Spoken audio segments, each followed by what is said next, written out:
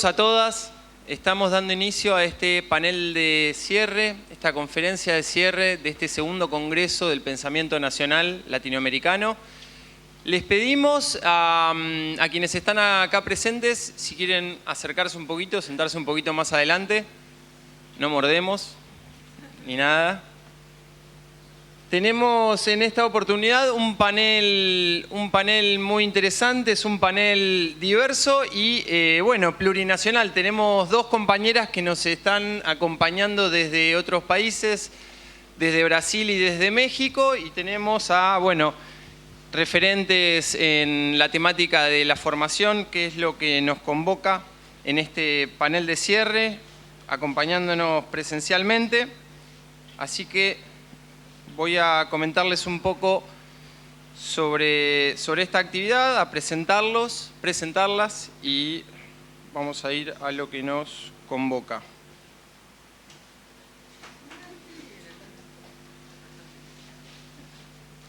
Bueno, entonces, conferencia de cierre de este congreso. Primero que nada, decirles que estamos muy contentos, contentas. Estamos cerrando el segundo día de este congreso. Ya han transitado cientos de personas.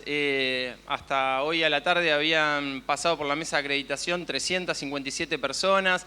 Ayer Santiago da un panorama de la magnitud que ha tomado este congreso, que nos desbordó y que no sabíamos que iba a ser tan grande, tan convocante, así que estamos verdaderamente muy contentos, muy contentas. Hay una paradoja que es la conferencia de cierre, pero no estamos cerrando todavía. Mañana vamos a seguir con actividades.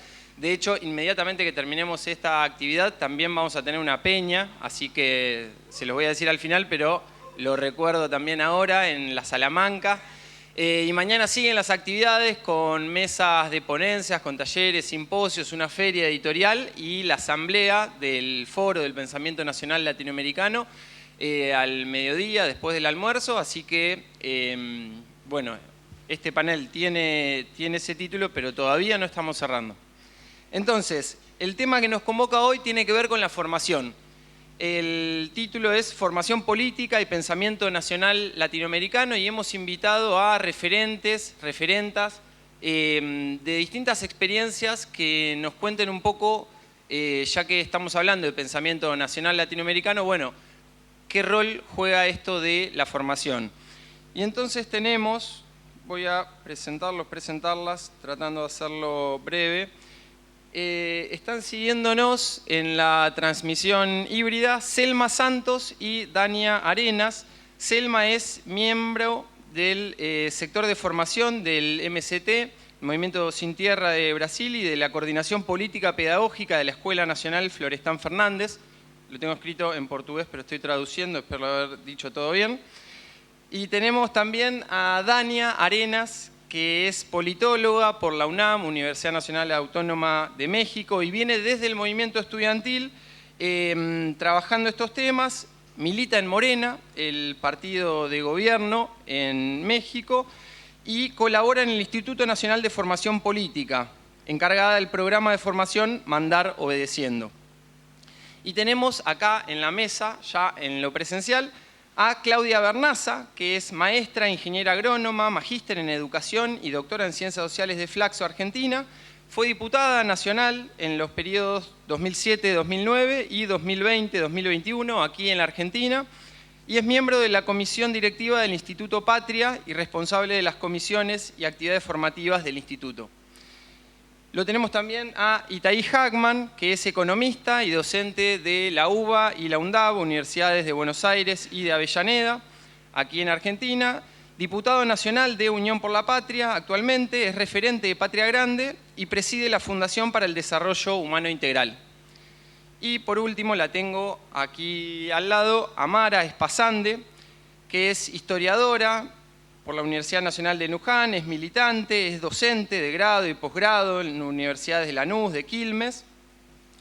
Integra los equipos técnicos del Instituto de Formación Política y Sindical de la UOM, Unión Obrera Metalúrgica, y es parte de la coordinación nacional de este foro que estamos organizando este congreso. Así que Sin más, les paso la palabra. Estamos muy contentos de estar haciendo esta conferencia de cierre y la idea es que bueno, podamos hacer una ronda contando las experiencias de estos espacios que vienen a traernos reflexiones al respecto. Dania, ¿me estás escuchando? Sí, sí. Sí, compañero. Perfecto, te escuchamos. Bien, pues muchísimas gracias, compañeras, compañeros. Bueno, yo quisiera hacer mi participación en torno a 3 ideas en las que he reflexionado, sobre todo desde la experiencia militante que ha sido en el movimiento estudiantil y en otros tipos de luchas, y cómo en este momento nos enfrentamos, que creo que es una de las preguntas que siempre nos hacemos, en cómo a veces desde el gobierno, porque ahorita pues Morena gobierna en México, cómo construimos un nuevo Estado, ¿no? Entonces, quisiera, como tenemos poco tiempo, quisiera plantear 3 ideas principales, que es la de esta idea del Estado liberal y el límite de sus instituciones, el ejemplo de cómo se materializan estas instituciones en mecanismos de participación ciudadana y, por último, el reto de la formación política en este contexto. Entonces, partiendo de esto, el primer momento, como me quiero acercar a esta reflexión, es sobre la idea del Estado liberal y sus límites. Aquí, en los países o en los estados-nación que se han construido en América Latina, tenemos una estructura institucional que muchas veces, y lo digo también de manera crítica, en la propia UNAM, en la carrera de Ciencias Políticas, nos enseñan y nos dan lecturas liberales acerca de cómo se construye el Estado-Nación, pero desde la perspectiva de Locke, del Rousseau, de Montesquieu. Sin embargo, uno de los problemas que tenemos aquí en América Latina es que los países no se fundamentan o no se construyen a partir de un contrato social, ¿no?, que es una cuestión individual en donde se cede una voluntad, sino más bien es una construcción desde la lucha en contra del colonialismo. Entonces, ahí me parece que es un primer momento de ruptura, en donde pues estas teorías encuentran un límite. Sin embargo, además, o a pesar de que son podemos cuestionar su precisión teórica para explicar la construcción del Estado o de los estados latinoamericanos, pues también se han retomado estas ideas para construir ciertas dinámicas que promueven una participación política individualista, ¿no? ¿Y a qué me refiero con esto? Quisiera poner ya algunos ejemplos sobre cómo es que se promueve o cómo en términos concretos se materializa. Por ejemplo, en México tenemos algunos mecanismos de participación que son conocidos, ¿no?, y que probablemente se tengan en varios países, que son, por ejemplo, las elecciones intermedias que se realizan cada 3 o 6 años, ¿no?, para renovar al Congreso de la Unión, a los diputados, algunas presidencias municipales. Y también tenemos las elecciones concurrentes, que estas se realizan cada 6 años, ¿no?, con la elección de diputados, senadores y la presidencia de la República. Entonces, estas dos mecanismos de participación que están reconocidos en la Constitución, pues promueven una idea de una participación pasiva, en donde solamente pues se participa cada 3 o 6 años y ejerces tu voto y te regresas a la casa, ¿no? Entonces, eso es como, en términos concretos, cómo es que se va promoviendo una cultura política, no de una participación activa, sino de una participación pues más bien pasiva, en donde ahorita abordaré pues otro contexto que es el mexicano. Otra de los mecanismos de participación están las elecciones de los COPACIS o de los COPACOS, que digamos son organismos o órganos a nivel intermedio, en donde pues nuevamente las personas a nivel municipal eligen quiénes serían sus representantes. Sin embargo, continuamos con esta misma dinámica de incluso no informarnos o de no participar dentro de estos COPACIS o COPACOS, que son comités de participación comunitaria, ¿no? Y por último, otro de los mecanismos, que es innovador y que solamente se ejerce en la Ciudad de México porque no está reconocido en ningún otro Estado de la República, que es el presupuesto participativo, ¿no? Que también ahí ya encontramos pues unas formas en las que se ha desvirtuado, digamos, en algunos lugares, pues su ejercicio. Pero bueno, esto se ve complementado, quisiera comentar, con otros mecanismos que a partir del 18 se empiezan a consolidar. Con esta intención de reconstruir el Estado y superar estos límites de una participación individual, ¿no? Y no colectiva.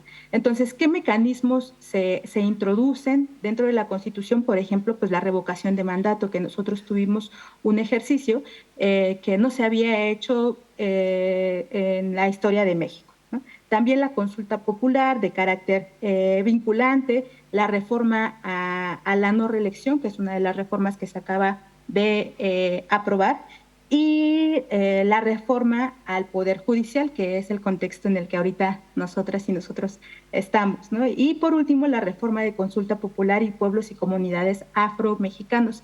Esta última todavía no se aprueba, sin embargo, es una de las reformas que intentan modificar la Constitución para justo promover estos mecanismos de participación que alienten pues la participación protagónica, informada y también organizada de las personas. Entonces, eh, esto quisiera como comentar cómo es que a veces desde la actividad militante pues nos enfrentamos a estos retos, sobre todo porque, como les decía, pues somos un partido que hoy gobierna, ¿no? Y que trata de construir pues nuevos caminos para construir un Estado democrático y comunitario. El ejemplo de la elección del Poder Judicial, ¿no? Quisiera comentar un poco este contexto en el que estamos, porque a partir de estas coyunturas es en las que nosotros y nosotras como formadores y formadores políticos estamos interviniendo. Sin embargo, pues nos enfrentamos a algunos límites. Por ejemplo, no sé si ustedes conocieron esa noticia en donde pues el INE incluso limita a los ciudadanos, a las autoridades electorales, a los representantes populares, el difundir la participación a este proceso de elección judicial, que pretende democratizar nuevamente en uno de los poderes más opacos en México.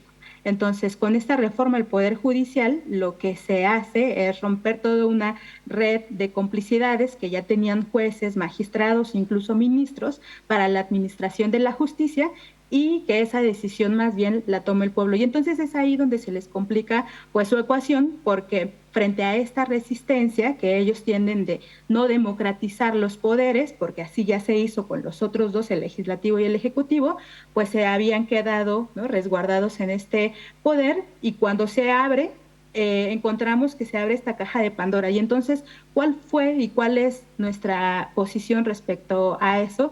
Pues cómo hacemos para que en términos pedagógicos y militantes se comprenda el alcance de esta reforma al Poder Judicial y se motive la participación.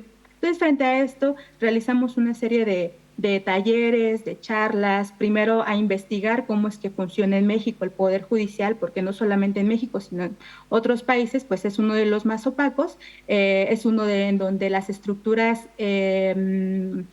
sexistas son las que más se han arraigado, ¿no? De hecho, ahorita una de las cosas importantes es que el mecanismo de paridad de género ya se establece, y por supuesto que muchas voces ahí salieron a decir que por qué era necesario que se incluyera la participación de las mujeres o por qué se condicionaba la participación de las mujeres, ¿no?, a las candidaturas. También pues toda esta red de familias, ¿no?, de nepotismo dentro del Poder Judicial, que pues es muy evidente, ¿no?, en esta estructura.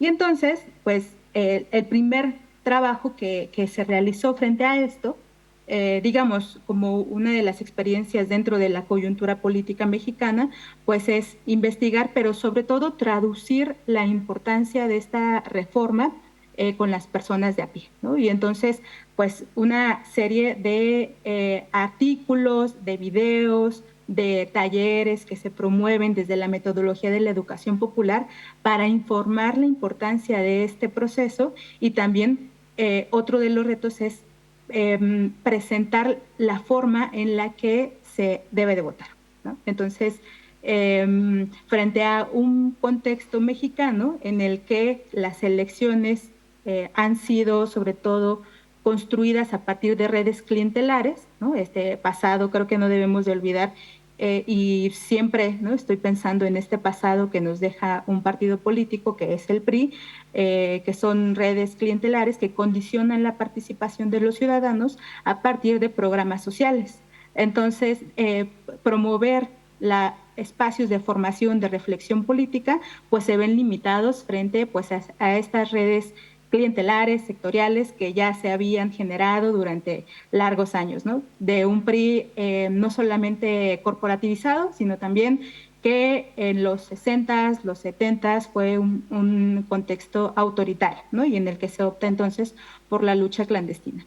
Y también desde instituciones como la educación, instituciones educativas que promueven esto que ya nos decía Paulo Freire, pues una educación que nos enseña a obedecer.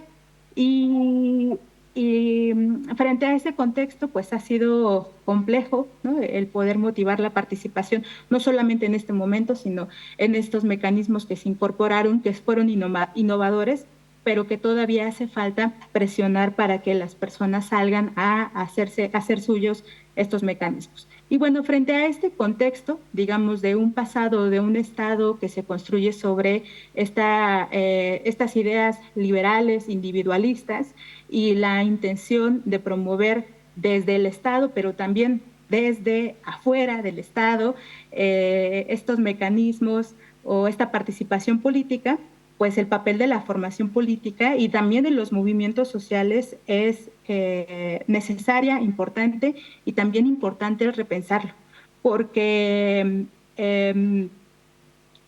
digamos, desde hace algún tiempo hubo colectivos que todavía reivindicaban una lucha clandestina, ¿no? Y entonces el tema es cómo nosotros vamos a repensar esta lucha, no en un contexto de un autoritarismo vivido en los años 60, 70, 80, ¿no?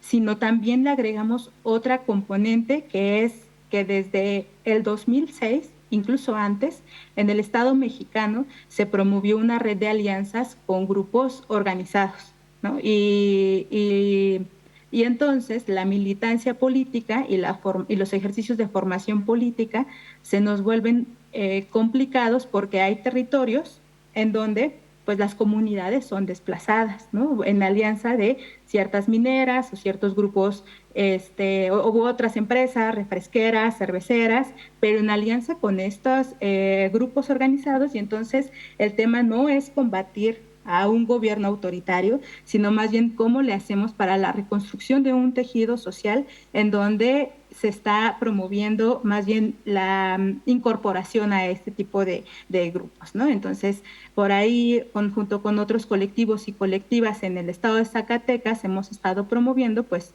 este tema, porque también hay otros movimientos sociales que ustedes conocerán, que son los movimientos en búsqueda de personas desaparecidas.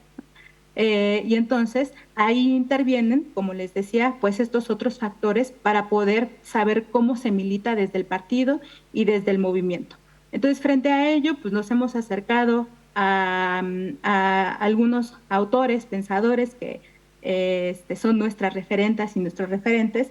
Por ejemplo, pues básico Simón Rodríguez, ¿no?, o Mariátegui, uno de los pensadores que hemos retomado mucho en estos procesos de construcción de una nueva conciencia política y de una cultura política, pues ha sido Paulo Freire, y también reivindicando la figura, por ejemplo, de Flores Magón. Entonces, pues estos son algunos de los pensadores que nosotros hemos retomado justo para promover en términos sustantivos una participación colectiva y protagónica.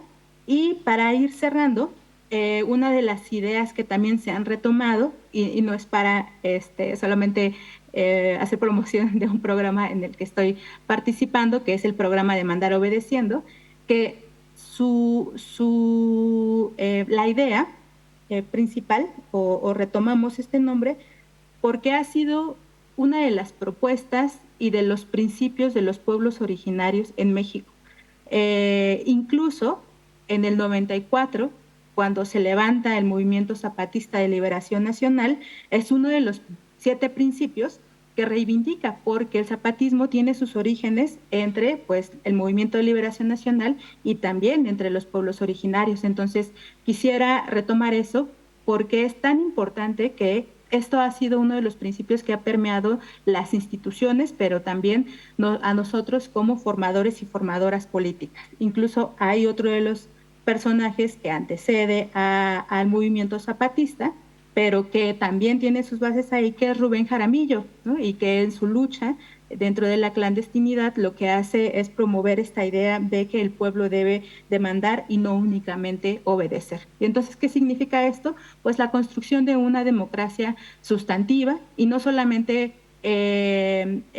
formal, ¿no? En donde pues este tipo de instituciones liberales que se han construido desde el Estado, pues limitan muchas veces pues el acercamiento y el involucramiento pues de las personas de a pie, ¿no? Con las que convivimos diariamente. Entonces, pues yo hasta aquí le dejaría. Muchísimas gracias.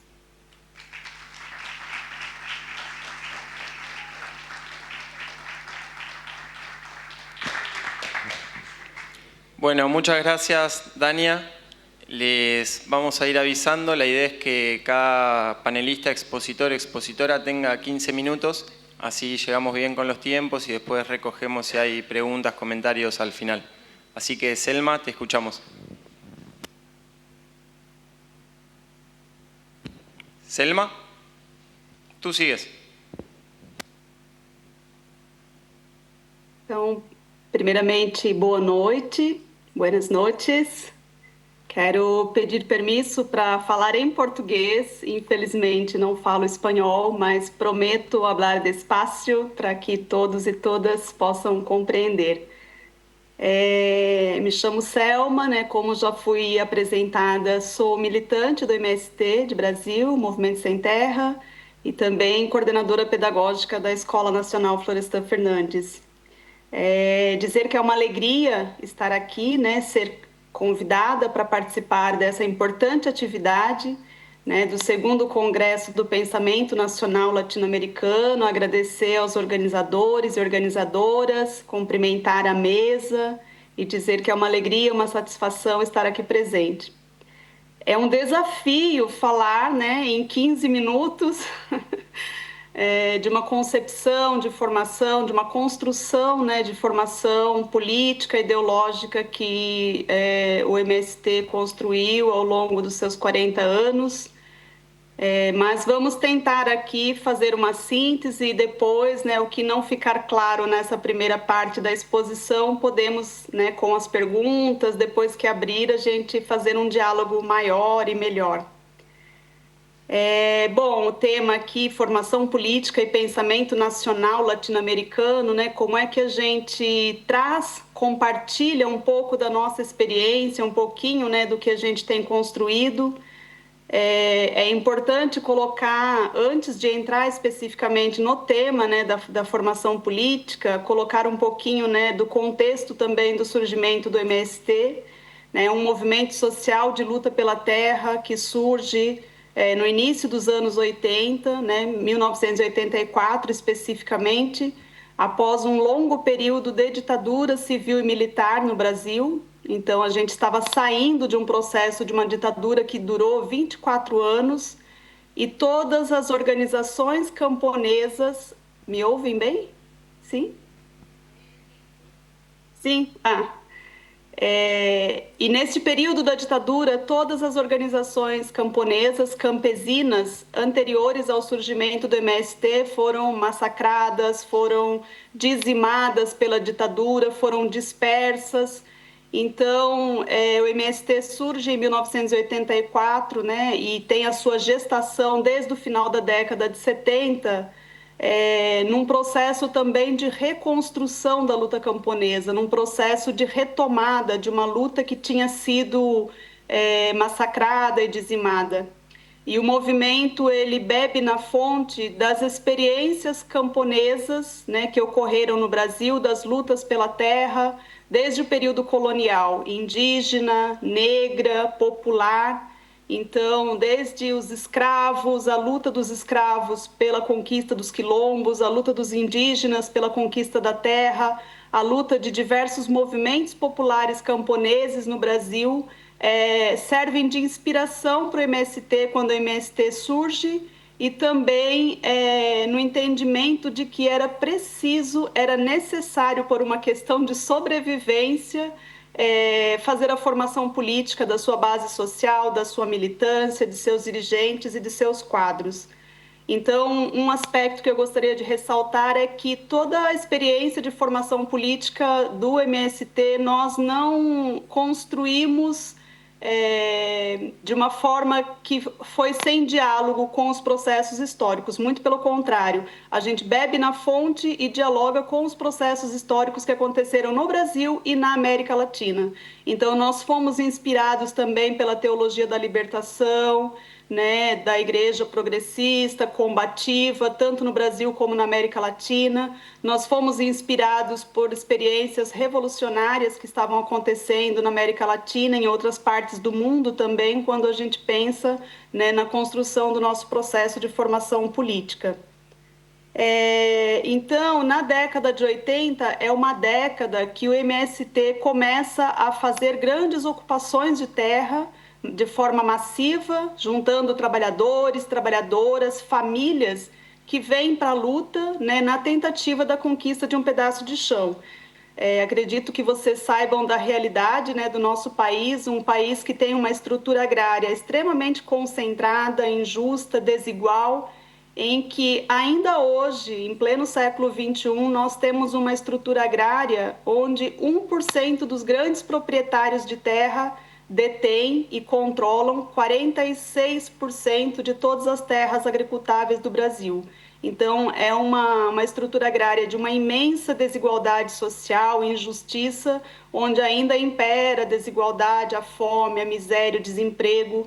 E a reforma agrária, para nós, ela continua na pauta, né, da ordem do dia da nossa luta e da luta de classes no Brasil, porque atualmente, né, nas duas primeiras décadas do século XXI, o agronegócio se fortaleceu imensamente, né, a partir do capital agrário, industrial, bancário, né, essa junção das frações que formam o capital financeiro. Então, tem se tornado um inimigo bastante poderoso, né, e que nos coloca num desafio cada vez maior de avançar na formação política. Então, desde as nossas origens, lá nos anos 80, a gente foi construindo as nossas primeiras formas de organização política, ainda bastante germinal, ainda bastante inicial, mas refletindo muito sobre esse que fazer.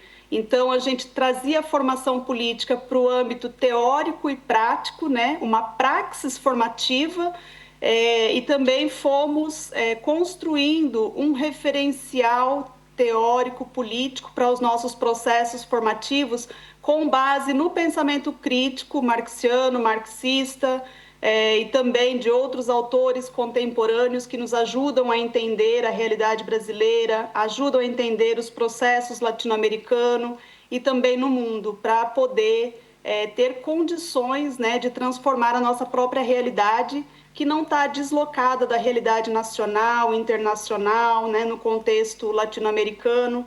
Então, nessas primeiras experiências formativas que fazíamos ainda com as famílias, nos acampamentos, nos assentamentos, nós fomos construindo também um método formativo, uma metodologia de formação, né? Desde os núcleos de base, construindo o próprio referencial de organicidade do MST, as formas organizativas dentro do movimento, as instâncias políticas de decisão, desde as famílias, né, o acampamento, o assentamento, mas também construindo uma estrutura que dialoga, né, uma estrutura mais centralizada com uma democracia mais substantiva que envolve os núcleos de base. E os centros de formação foram contribuindo também com um papel fundamental. E cada vez mais a gente foi tendo a clareza de que nós precisávamos de um espaço próprio e uma autonomia para formar o nosso intelectual coletivo. Então, nós entendemos que não seria a universidade, não seria a igreja, não seria o partido político que faria a formação do Sem Terra, né? Seria o próprio MST que gestaria uma proposta de formação política com base na sua realidade, com base no próprio povo, né, que a gente está em luta, e nós fomos construindo um referencial que nós chamamos o Movimento Sem Terra como um movimento pedagógico, um movimento educativo. Um movimento pedagógico e educativo porque é o próprio movimento educador, tanto da sua base social como um educador das massas. E a formação política, ela vai para além da sala de aula, de um estudo teórico, de um estudo acadêmico ou de uma leitura de um texto, uma formação individual. Para nós, na nossa concepção, uma marcha ela é formativa, uma ocupação de terra é formativa, uma sala de aula é formativa. Um trancamento de rodovia, né, um trancamento de carreteiro é formativo na medida em que a gente organiza as intencionalidades pedagógicas, faz isso organizado, vinculado a um processo de luta, de estudo, de organização e de trabalho. Então, não é aleatoriamente uma ocupação formativa, mas na medida em que ela busca dialogar com os objetivos estratégicos do próprio movimento, seja da luta pela terra, da construção da reforma agrária, da construção de uma nova sociedade, quando as nossas táticas dialogam com a nossa estratégia e a gente organiza um processo que tem etapas, que tem metodologia, que tem conteúdo, ele se torna um processo educativo. Por isso que a gente diz que um acampamento é uma escola, uma ocupação é uma escola. Então, nesse sentido, as primeiras formas de formação política dentro do movimento, nós fomos construindo nesse sentido e nessa perspectiva. O outro elemento que eu gostaria de trazer presente é que o MST ele entende que para realizar os seus objetivos estratégicos e fazer a luta pela terra, reforma agrária ou a construção do socialismo, é necessário e é fundamental fazer a formação política em diferentes níveis. Por isso, trabalha numa primeira forma de fazer a formação com as próprias famílias na sua base social. Um segundo nível é o nível da formação de militantes, dirigentes e quadros. E em todos esses processos, tanto a luta, a organização popular, a formação, desde o simples ao mais complexo, ele é considerado para nós como um momento de qualificar a nossa luta, um momento de transformação da nossa realidade. Na década de 90, nós passamos por um desafio também bastante grande, que foi um processo de criminalização da luta, um processo de prisões, massacres, né? Em 1996 aconteceu o massacre de Eldorado dos Carajás. É um período também dos anos 90 de ofensiva neoliberal bastante forte nos nossos países. Então, nós fomos confrontados, nós fomos desafiados a pensar a formação política em níveis mais amplos e mais profundos. Então, é nesse período que surge também a necessidade de construirmos a nossa Escola Nacional Florestan Fernandes, que é hoje, né, uma das principais escolas dentro do MST, que trabalha com a formação política de dirigentes e quadros, tanto para o Movimento Sem Terra, como também para as organizações da classe trabalhadora do Brasil, né, organizações populares camponesas e urbanas, como também tem participado aqui dos nossos cursos diferentes países, né, diferentes organizações dos países da América Latina, Caribe, da África, Palestina, China. Então, também uma escola que surge através da solidariedade internacional da classe trabalhadora, pelo viés do internacionalismo.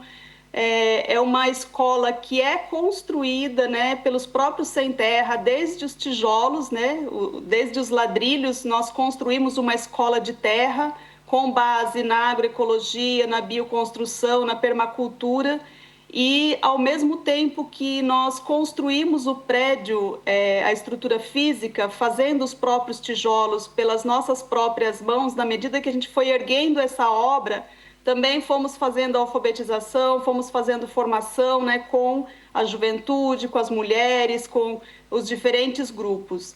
E ela se tornou uma escola que ela hoje é o símbolo, né, da formação política dentro do movimento, mas também ela cumpre um papel bastante estratégico de fazer a formação política, de refletir sobre esse tempo histórico que nós vivemos, de refletir sobre essa conjuntura que nós atravessamos, né, desse tempo histórico de crise estrutural do capital, esse tempo histórico, né, também de crise do imperialismo, mas é uma crise que ela vai tendo sobrevidas, né, se reafirmando cada vez mais. É uma crise também de ideologia da própria esquerda. Então, nós temos um desafio imenso.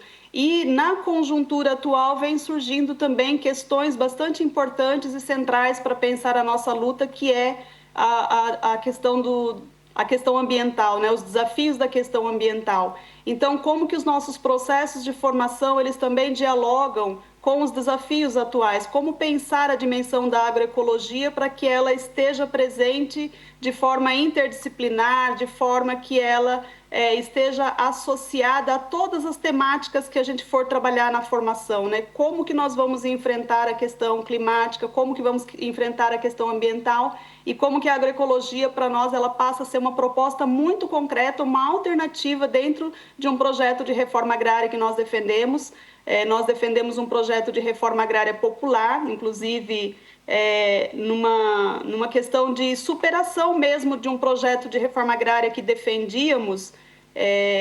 Nós superamos, né, pelas vias da reforma agrária, do modelo da reforma agrária clássica, entendendo que o Estado brasileiro não vai realizar um processo amplo, massivo e profundo de reforma agrária, de distribuição de terras, né, para os camponeses, de organização de uma política pública de reforma agrária que garanta educação, que garanta moradia, condições de vida, emprego, trabalho.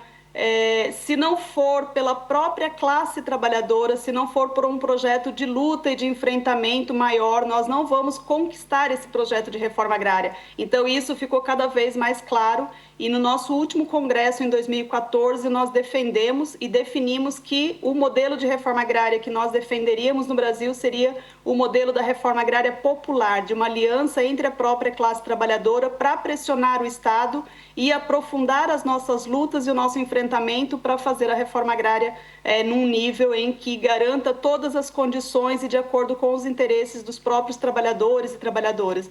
Então, Já? Terminou? Nem falei da escola ainda. Sí, si pudieras ir cerrando. Si pudieras ir cerrando, de ser posible. Muito bem. Então, vou pegar o finalzinho, então, aqui da minha fala para tentar reorganizar o raciocínio, no sentido também de que essa escola, né, que é a nossa principal escola de formação política hoje, ela cumpre com o papel de fazer a formação tanto internamente para dentro como para a classe trabalhadora e a nível internacional, e ela tem como desafio... Só um minutinho, gente, aqui. Reorganizar o roteiro.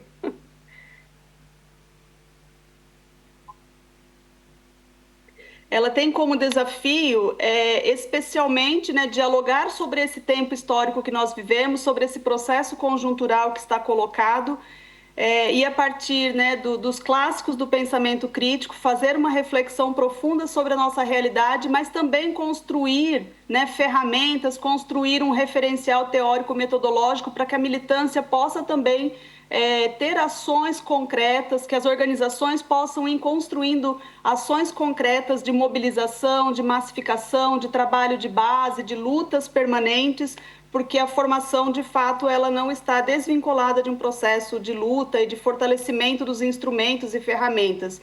Ela trabalha no sentido da construção de uma contra-hegemonia, né? No sentido de ter a formação de um intelectual coletivo que faça a batalha das ideias, e nós temos um método pedagógico construído, né, que tem como base a organicidade, a cultura, a mística, a arte, o trabalho, né, como elemento pedagógico, o estudo. Então, temos aí diversos elementos que compõem o nosso método pedagógico, e a nossa matriz pedagógica ela é muito baseada na pedagogia socialista, na educação popular, especialmente a partir de Paulo Freire, e também nas próprias matrizes pedagógicas do próprio Movimento Sem Terra. E é uma escola, né, que ela se situa nesse âmbito de uma praxis política organizativa, e também tem sido aí um alento, uma esperança para construirmos os projetos formativos, não só no Brasil, mas na América Latina também. Obrigada.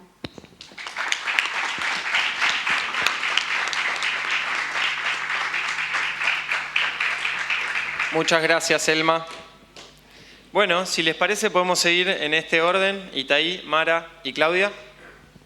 Me toca este rol de controlarlos con los tiempos, les voy marcando.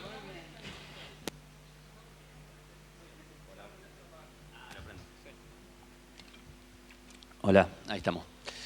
Bueno, buenas tardes, noches ya, no sé qué hora es. Un gusto estar acá. Gracias por la invitación a los organizadores, Santi, y felicitaciones por la actividad que estuve viendo, que fue muy intensa. Sí, muy intensa. Así que me imagino que están también muchos cansados y cansadas, así que agradecerles que estén acá presentes. Voy a hablar contándoles algo que me pasó recién. Veníamos en el auto con Matías, me acompaña, y Matías me dice: che, hoy es el aniversario del fallecimiento de Scalabrini Ortiz. Se cumple 66 años. Yo dije, buenísimo, Foro de Pensamiento Nacional, Scalabrini Ortiz. Voy a buscar una frase, arranco con una frase de Scalabrini Ortiz, ¿no? Entonces, le pido a ChatGPT, le digo, tengo que dar una charla en un foro de pensamiento nacional. ¿Qué frase de Scalabrini Ortiz me recomendás? ¿No? Entonces, el ChatGPT me dice, sí, obvio, te puedo recomendar una frase de Scalabrini Ortiz. Dice, esta, por ejemplo, me dice, los pueblos no se suicidan, a los pueblos los suicidan cuando se les engaña, cuando se los explota y cuando se les hace perder la fe en sí mismos. Yo dije, espectacular. Voy a arrancar con eso. Entonces, como estaba medio desconfiado, la copia la pongo en Google. Nada. Entonces le digo a ChatGPT, ¿de dónde sacaste la frase? Y me dice, bueno, tengo que reconocer que no hay registros de que Scalabrini Ortiz haya dicho eso. En realidad la armé en base a... Le digo, pero no, te pedí una frase de Scalabrini Ortiz. Entonces me dice, sí, te pido mil disculpas, ahora te voy a dar una frase textual. Entonces me pone, la política no puede ser solo una lucha por el poder. Debe ser una entrega total, una afirmación moral. No hay peor traición que engañar a un pueblo que confía. Solo la verdad dicha con claridad puede redimir la política y hacerla un instrumento de liberación. Le digo, espectacular. ¿De dónde la sacaste? Le digo. Bueno, en realidad hasta tampoco hay registro que la haya... Digo, la puta que te parió, ChatGPT. Digo, quiero una frase de Scalabrini Ortiz. Andate a la mierda, le puse. Así que, bueno, ojo con la inteligencia artificial para la formación política, porque te puede... Encima, la única frase de Scalabrini Ortiz que me sé de memoria es esa que dice que cuando un economista te explica algo, preguntale y la tercera vez te está cagando. ¿Ubican esa frase? A los no economistas les encanta, a los economistas no nos gusta la frase esa, no nos gusta. De hecho, me acuerdo que Axel, el actual gobernador de la provincia de Buenos Aires, cuando era un profesor de la facultad, siempre hacía una crítica a esa frase, que decía, sí, la decía cuando se convirtió en un político, pero cuando era un economista profesional, porque garpa, esa frase en la política garpa un montón, los hace en las charlas, la gente le encanta. Pero Axel decía, si la entendés demasiado fácil, posiblemente sea neoliberal el economista. Y yo suscribo esa crítica. Pero bueno, dicho este chascarrillo, voy a lo mío. mi intención es compartir con ustedes en este panel sobre, digamos, el Foro sobre Pensamiento Nacional y sobre formación política, algunas reflexiones políticas, ¿no? Sobre la situación política que se vinculan, creo, con las tareas que tiene nuestra militancia, la dirigencia política del movimiento popular, pero no en abstracto como formación, sino para enfrentar los desafíos que tenemos en el presente, ¿no? No se puede deslindar la formación política del contexto en el que estamos, ¿no? Y no estamos en cualquier contexto, por lo menos en Argentina. En México están en otro contexto mucho más provisorio que el nuestro. Ustedes saben, ¿no? Hay un texto clásico de Perón de Conducción Política, él habla de esto de la unidad de concepción, ¿no? La importancia que tiene dentro de un movimiento político, dentro de una tradición política, tener criterios comunes de cómo se piensa el mundo, cómo se caracteriza la situación política, incluso cómo se ejecutan, ¿no? Cuáles son las formas de ejecución concreta sobre la base de una caracterización y sobre la base de una interpretación de los problemas, ¿no? Que tiene una sociedad, que enfrenta un país. Y hacer eso, digamos, hoy nos está representando un desafío complicado, ¿no? Además de esa referencia clásica, yo traje otra que quiero traer para compartir con ustedes, una del Papa Francisco, que nos abandonó recientemente, que nos ayuda a pensar también que este ejercicio de interpretar la realidad, de construir marcos conceptuales para enfrentar, dilucidar los desafíos que tenemos y enfrentar la realidad, no es solamente un ejercicio intelectual, ¿no? El Papa decía, en este mundo líquido es necesario hablar nuevamente del corazón. O sea, apuntar hacia allí donde cada persona de toda clase y condición hace su síntesis. Es decir, la síntesis se hace en el corazón, ¿no? En esa conjunción entre la racionalidad, la intelectualidad y la capacidad de sentir, ¿no? De sufrir los dolores, los padecimientos que tiene nuestro pueblo, que es un ejercicio también de la intelectualidad, de la dirigencia política y de la militancia política. Doblemente importante, creo, este ejercicio de partir de este punto en un contexto donde además la política ha tendido muchas veces en el último tiempo, en las últimas décadas, a reducirse a problemas de comunicación política, ¿no? A reducirse a problemas de cómo usamos para aprovechar mejor TikTok, ¿no? Y todas esas cosas que son importantes, no les quiero quitar ninguna relevancia, pero que muchas veces nos han tendido a olvidarnos de lo más importante, ¿no? Que es buscar una lectura, una interpretación lo más actualizada posible de los problemas de la época, de los problemas de nuestra sociedad, de los problemas de nuestro país y proponer soluciones, ¿no? Y para eso hay que hacer un ejercicio de producción intelectual, de formación política, que no es una tarea solamente, más allá de que me imagino que la mayor parte de ustedes son o académicos o personas vinculadas a las universidades, a la intelectualidad y demás, ¿no? Pero que es un ejercicio de todos los militantes y los dirigentes políticos, ¿no? Y creo que uno de los problemas que atraviesa nuestro campo nacional popular, es que hoy cuesta construir esa unidad de concepción. O nos está costando, ¿no? Nos está costando. Incluso más, mi compañero, yo milito en Patria Grande junto con Juan Grabois, que supongo que lo conocen, y él viene diciendo mucho públicamente últimamente que estamos corriendo un peligro de perder lo que él llama el propósito, ¿no? De nuestra militancia, nuestras acciones, nuestro compromiso, ¿no? El propósito, que es la pregunta que quizás no nos tenemos que hacer más seguido, que es ¿por qué hacemos lo que hacemos? Profundamente, ¿por qué hacemos lo que hacemos, ¿no? Eso que nos conecta con la razón por la cual nos llevó a muchos a asumir un compromiso social y político en algún momento, hace unos cuantos años, y salir de la vorágine de todos los días, que es muchas veces una militancia casi automatizada, ¿no? Donde nos reproducimos haciendo cosas sin que quede muy claro para qué las hacemos, ¿no? O peor, nos dedicamos el doble de tiempo a determinadas discusiones que tienen más que ver con disputas de poder y ese tipo de cosas, que al ejercicio de pensar, de elaborar, de proponer, ¿no? Esto es una suerte de preludio, pero me parece importante partir de acá para pensar lo que yo quiero proponer son, voy a marcar 2 puntos nada más, de reflexiones sobre el presente político de la Argentina que nos ayuden a pensar esta tarea de formación política, de conceptualización, de construir un marco que nos permita bueno, mejorar nuestra actividad política de cara al pueblo. Obviamente, si nuestra militancia, si nuestra dirigencia de alguna manera hoy está costando este ejercicio, bueno, no es casualidad que estemos en un momento donde crece la apatía de una parte importante del pueblo argentino por la política o por la militancia, ¿no? Digamos, eso es un hecho del cual nosotros, cada uno con su grado de responsabilidad, no nos podemos deslindar, ¿no? Entonces, dicho esto, el primer punto que quiero señalar es qué desafío intelectual representa el desafío libertario para nuestro campo, ¿no? Y lo voy a hacer haciendo una pequeña comparación entre Milei y Macri, no en el sentido de las políticas económicas, que sería otra charla, digamos, ¿no? Digamos, el paralelismo entre Macri y Milei y demás, tampoco en términos personales, son dos seres que no... Les voy a confesar incluso, esto queda acá, si fuera en términos personales, me parece más desagradable el hijo de una de las principales fortunas de la Argentina, que fue parte del poder del statu quo de la Argentina, que un tipo que hace 5 años vivía en un departamento con 4 perros en el Abasto, y su hermana vendía tortas para sobrevivir. O sea, si fuera en términos personales, hasta me cae más simpático este que el otro. Pero no en eso, no voy a entrar en ese debate.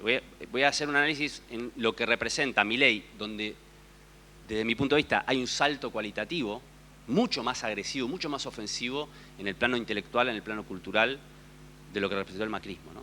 ¿En qué sentido esta comparación, de este primer punto? En que Macri, el macrismo, el PRO, era una derecha posmoderna que le vendió a nuestra sociedad una suerte de despolitización, ¿no? Macri era el tipo de la revolución de la alegría, los globitos, basta de tanta política, la polarización, eso no, era una derecha ONGista, ¿no? Que le sacaba los próceres de los billetes y ponía animalitos, ¿no? Eso fue el macrismo, ¿no? El macrismo no nos representaba un desafío desde el punto de vista de una discusión de igual a igual. De hecho, despreciaba la historia argentina, ¿no? Era una derecha que en términos intelectuales, por eso estoy dejando de lado lo que significó la política. No voy a meter acá a discutir la política económica, la deuda con el FMI. Estoy simplemente hablando del desafío intelectual para nuestro campo de lo que esa derecha edulcorada posmoderna nos representaba, que era muy poco. Y Milei representa otra cosa, ¿no? Y me parece que por eso en el campo intelectual, en el campo de la batalla de ideas, en el campo de la batalla cultural, incluso como ellos mismos usan, ¿no? Esa concepción gramsciana, que explícitamente además Agustín Laje, que es uno de los mentores intelectuales de Milei, lo dice, que lo toma de Gramsci y todo eso, nos representa. ¿Por qué? Porque Milei, a diferencia de Macri, y La Libertad Avanza, representa una derecha, una construcción mucho más clásica, con un líder fuerte, que apostó a politizar la sociedad argentina, por derecha, a ofrecerle un relato sobre la historia argentina, una reivindicación absoluta de la historia del liberalismo argentino, desde la reivindicación de la Argentina agroexportadora, del primer centenario, incluso de la última dictadura militar. O sea, el macrismo era una derecha vergonzante en un punto, ¿no? Que no se hacía cargo de la historia. Estos se hacen cargo de su historia, incluso de la dictadura. Se hacen cargo. Dicen, sí, nosotros somos esto. No nos escondemos en un globito, somos esto.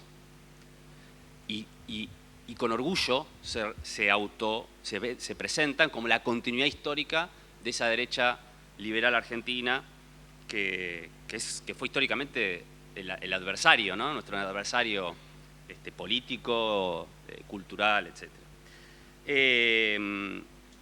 Ha adoctrinado Milei, ¿no? Se paseó por los medios de comunicación hablando de Hayek, la escuela austríaca. Tienen una doctrina, tienen unidad de concepción, ¿no? Tienen, digamos, y se lo ofrecen a la sociedad. Y nos han ganado una batalla, o nos han ganado algunos rounds fuertes, y todavía nosotros, como veníamos acostumbrados a discutir con el macrismo, ¿no? donde nosotros éramos la política y ellos eran la antipolítica. Bueno, estamos descolocados frente a esta derecha que nos discute en otros términos, ¿no? Entonces, ahí me parece hay un primer núcleo de reflexión que tenemos que hacer sobre el desafío intelectual que nos está representando el episodio de Paca Paca, es la última de esta, ¿no? O sea, Macri era, cerremos Paca Paca. Este dice, no, yo ahora voy a construir mi samba, que va a ser de otra manera, voy a Turtle Twins, ¿no? Los mellizos estos libertarios que andan por el mundo.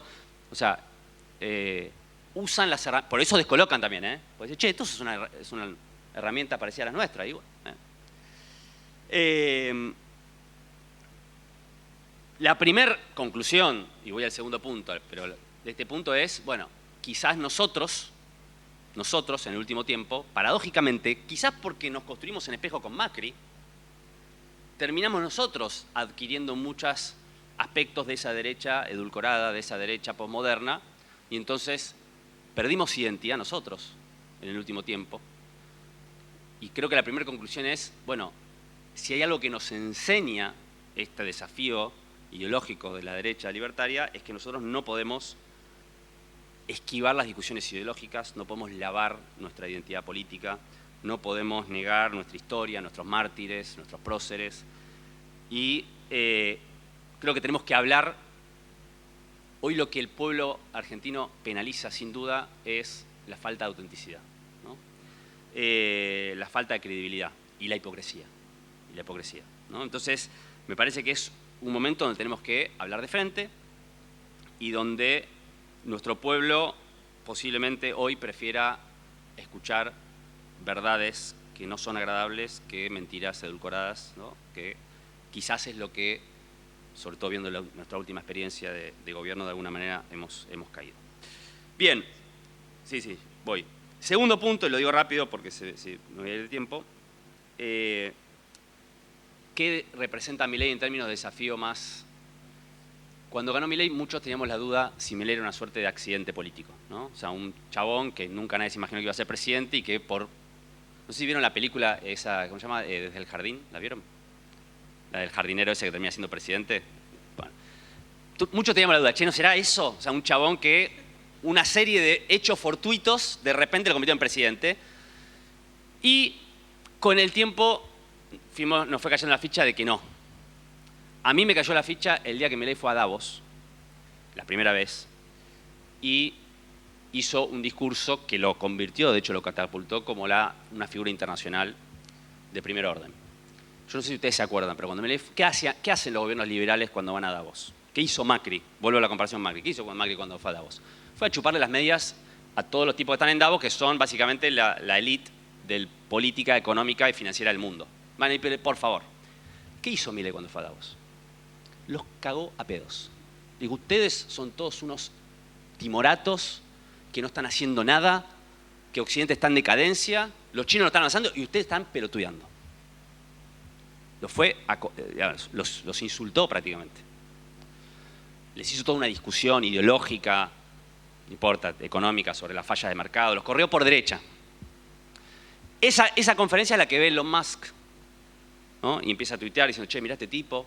Entonces después le iba a Estados Unidos y Elon Musk dice, O sea, ahí es cuando uno empieza a decir, bueno, che, este tipo, más que un loquito, que en un hecho accidental se convirtió en presidente de un país, evidentemente está encarnando la representación política de un nuevo poder económico global.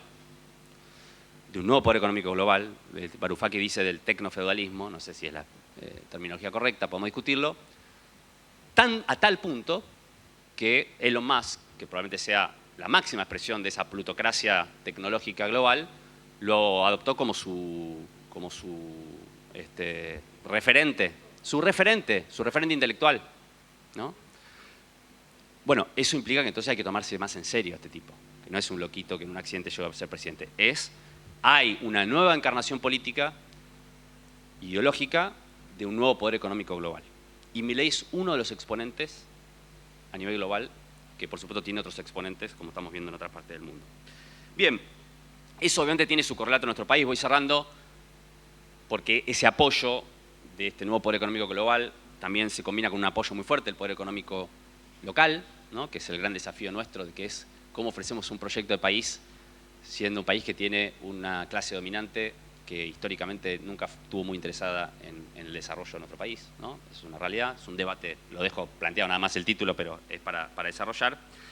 Y por lo tanto, nosotros tenemos hoy una obligación de parar frente a Milei un proyecto soberano, un proyecto que retome lo mejor de la tradición del Movimiento Nacional Popular y que también, por supuesto, actualice, ¿no? Actualice, reivindicando lo mejor, lo que dejó de los gobiernos del inconcluso del gobierno del Perón en 74, de las mejores expresiones o experiencias de los gobiernos de Néstor y Cristina en este siglo, pero actualizando un proyecto nacional para enfrentar este nuevo poder económico que tiene en Milei una expresión orgánica como pocas veces enfrentamos en el último tiempo. Me quedan una cosa afuera, obviamente que hoy estamos, cierro, en un momento de dispersión, en un momento de fragmentación. No solamente me refiero a la política, estamos casi, diría yo, frente al riesgo de una balcanización de nuestro país, ¿no? Uno mira lo que está pasando con las elecciones y realmente hay un peligro de fragmentación muy grande y nosotros necesitamos recuperar un proyecto nacional. Un proyecto nacional. Yo sé que estas cosas pueden sonar anacrónicas, pero me parece que es el desafío que tenemos. El 2023 no fue una derrota electoral solamente, fue una derrota que nos golpeó más profundamente, porque fue una derrota más profunda, y creo que la reconstrucción que tenemos que hacer requiere de muchas discusiones como la que ustedes están dando hoy. Una discusión intelectual, profunda, de elaboración. Necesitamos muchos intelectuales orgánicos que se pongan en la camiseta de empezar a producir marcos conceptuales que nos permitan caracterizar correctamente la realidad, construir unidad de concepción y ofrecer un proyecto. Voy a cerrar con una frase de Carolina Ortiz que busqué en Google, porque me quedé muy caliente con el tema de ChatGPT. Y esta es de 1957, él murió 2 años después. Esto es plena revolución libertadora. Esta es posta. Decía, desalojemos de nuestra inteligencia la idea de la facilidad. No es tarea fácil la que hemos acometido, pero no es tarea ingrata. Luchar por un alto fin es el goce mayor que se le ofrece a la perspectiva del hombre. Podríamos agregar de la mujer. Luchar es, en cierta manera, sinónimo de vivir. Se lucha con la gleba para extraer un puñado de trigo. Se lucha con el mar para transportar de un extremo al otro mercancías y ansiedades. Se lucha con la pluma, se lucha con la espada, y el que no lucha se estanca como el agua. Y lo que se estanca se pudre. Gracias.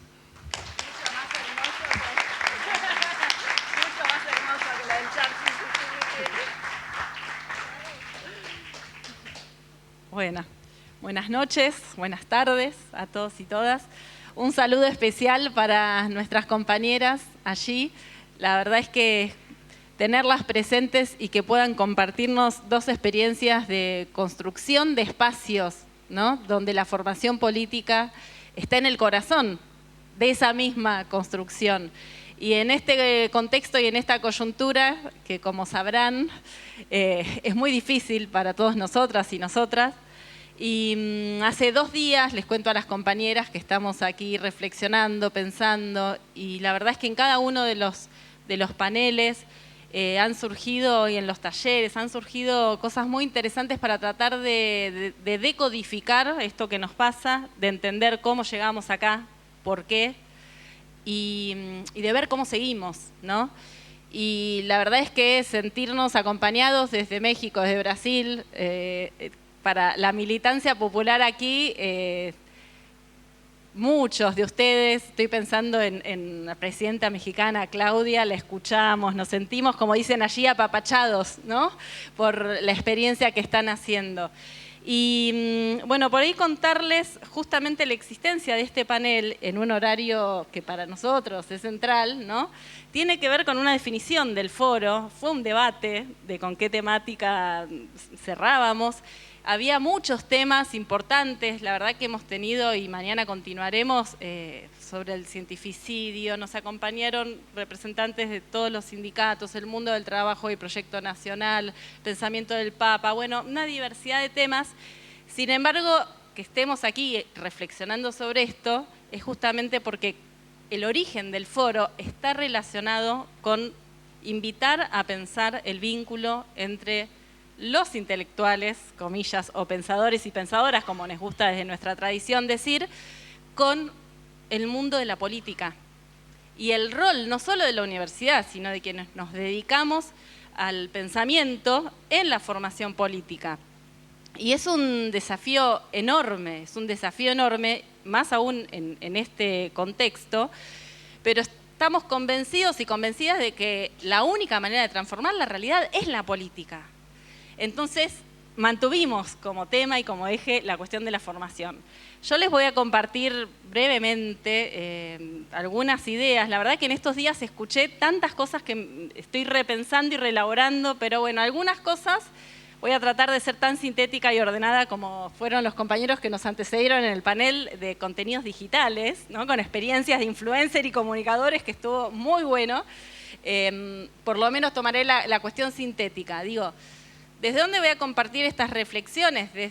Obviamente desde la propia experiencia y desde haber tenido la posibilidad durante mucho tiempo de participar en espacios culturales que acompañaron formaciones políticas de multiplicidad de organizaciones del territorio, organizaciones de base, organizaciones políticas dentro del campo nacional muy variadas.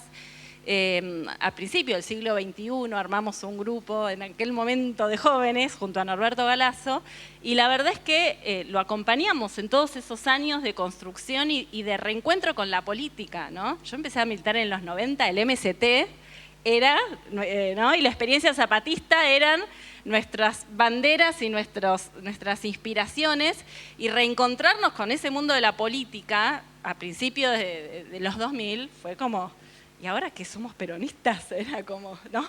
Para los que veníamos de aquella época, que hoy hay también algo con las nuevas generaciones vinculados al reencuentro con lo nacional y con el peronismo, pero digo, cada generación tiene sus momentos y sus vínculos no siempre lineales con las luchas nacionales pasadas.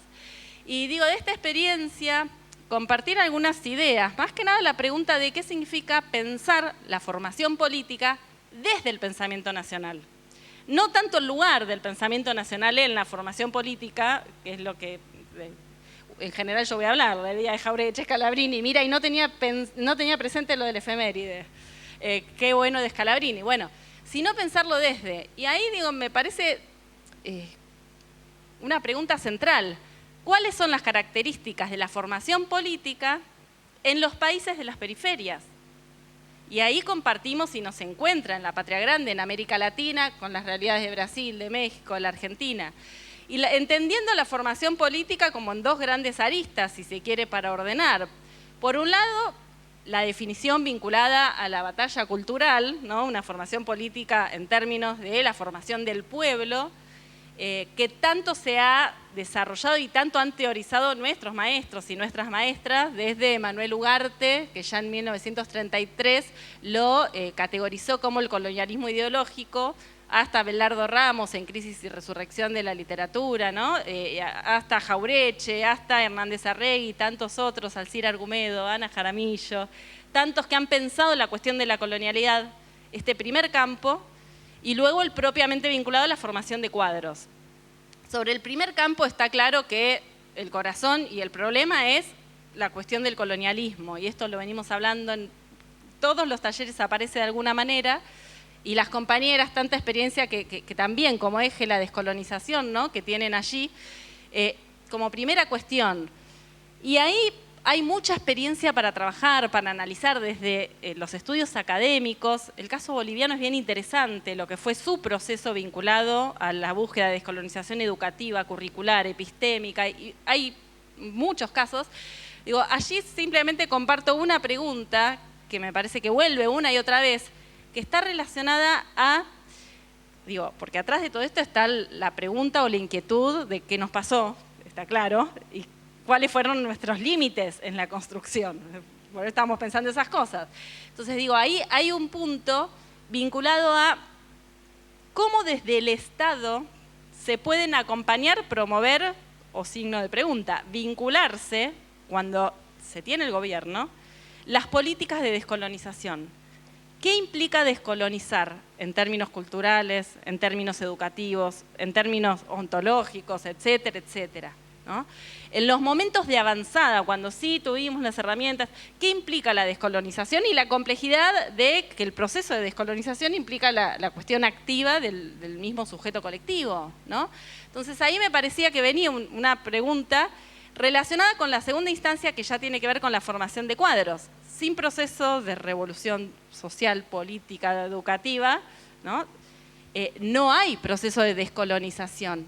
Entonces, la organización y la construcción de cuadros para la transformación de la realidad es el otro gran punto. Y allí sí ya viene la especificidad de lo que implica la formación política en América Latina, y avanzamos un paso más, donde desde nuestro país tenemos una amplia experiencia, desde el origen del peronismo, hay una búsqueda constante de formar sus cuadros, ¿no?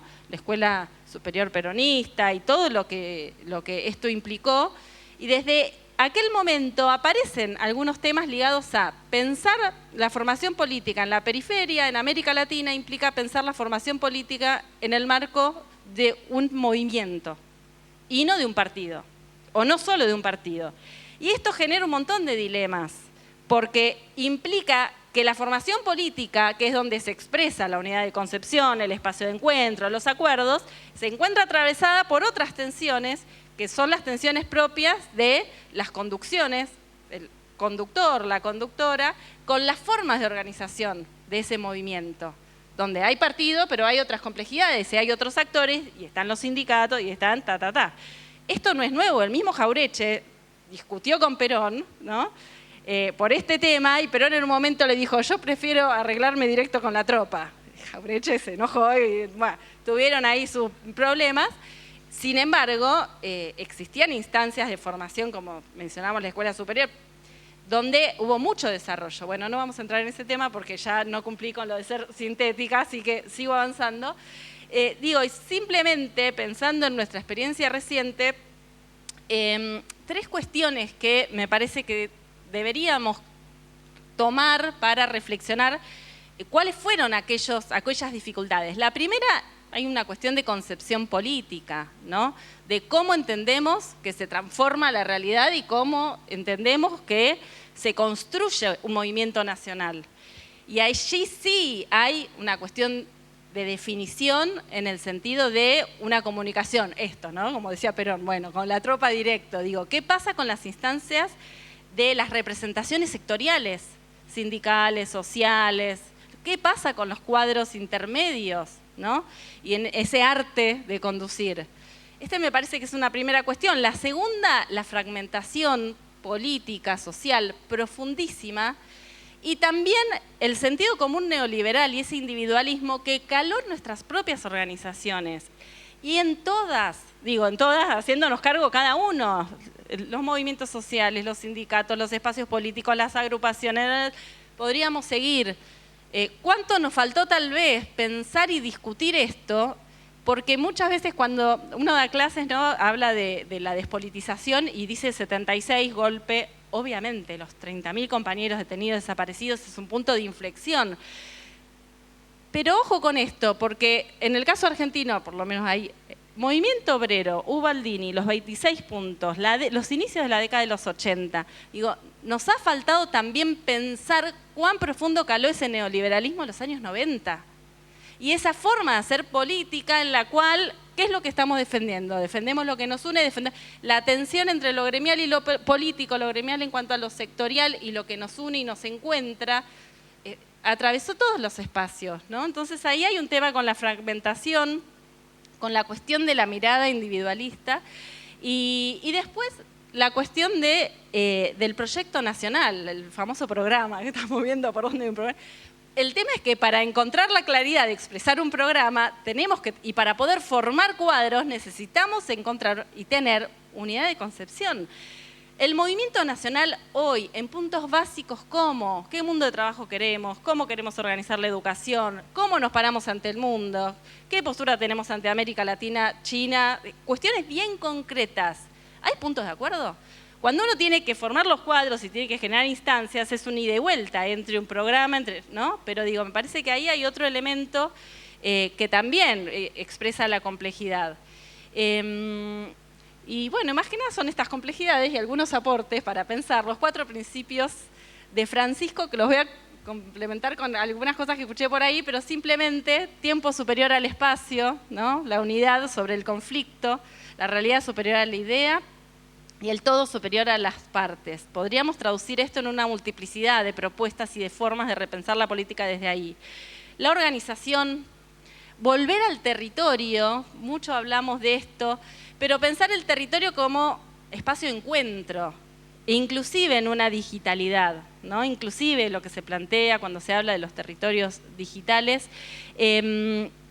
y contemplar en esta construcción y en este espacio de formación, que es espacio de construcción política, el encuentro con el otro. También lo decía ayer Enrique del Percio en la apertura, lo planteaba también Santiago y tantos compañeros, que en todos los paneles fue surgiendo con títulos de crisis espiritual, crisis en salud mental, crisis, no saben la cantidad de crisis que vimos, pero digo, la cuestión de en el mundo digital, en la era de los algoritmos, ¿qué es lo propiamente humano? Hoy lo decía Miguel en el panel también, la necesidad del encuentro, ¿no? Y de ese vínculo amoroso construido donde hay humanidad. Y esto que Scalabrini, las primeras eran pancartas hermosas y la segunda era un tipo que había sufrido y que había vivido. Digo, ¿y cuánto muchas veces nosotros salimos respondiendo como el chat GPT? ¿Cuánto nos sale también eso, ¿no? Entonces, volver al territorio implica, me parece, esta invitación a que la formación política justamente esté al servicio de los compañeros que en cada uno de esos lugares están transformando y tratando de transformar la realidad y organizando a los compañeros y las compañeras, ¿no? Simplemente eso, este foro busca hacer un aporte a este momento tan complejo en el que estamos de acuerdo que tenemos que refundar todo, y refundamos desde lo que somos, desde nuestra historia y desde las cosas que rescatamos, ¿no? Pero si algo nos diferencia de esas respuestas del chat, tiene que ver justamente con lo vivido y con el encuentro, y evidentemente hay mucha necesidad de encontrarnos, de escuchar y de hablar. Y creo que este congreso lo muestra, nos sorprendió y nos sobrepasó un poco con la cantidad de grupos, espacios, las tribus, como decimos nosotros, de la tribu de acá, de la teología, filosofía, ¿no? Con ganas de participar. Así que, bueno, está todo para hacer y para seguir pensando. Nada más, gracias.